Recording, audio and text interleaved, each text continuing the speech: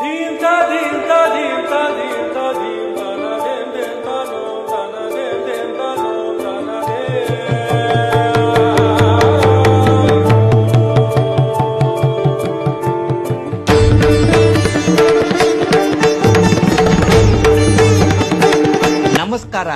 ದೇವರಾಜ್ ರೆಸ್ಟೋರೆಂಟ್ಗೆ ಸ್ವಾಗತ ಸುಸ್ವಾಗತ. ಇಲ್ಲಿ ಸಿಗುವಂತ ದೋಸೆಗಳ ಟೇಸ್ಟ್ ನಿಮಗೆ ಬೆಂಗಳೂರಲ್ಲಿ ಎಲ್ಲಿಯೂ ಸಿಗಲ್ಲ ಅಂತ ಅನ್ಸುತ್ತೆ. ಮತ್ತೆ ಇಲ್ಲಿನ ಸ್ಪೆಷಲೇ ದೋಸೆ ಅಂತ ಹೇಳ್ಬೋದು.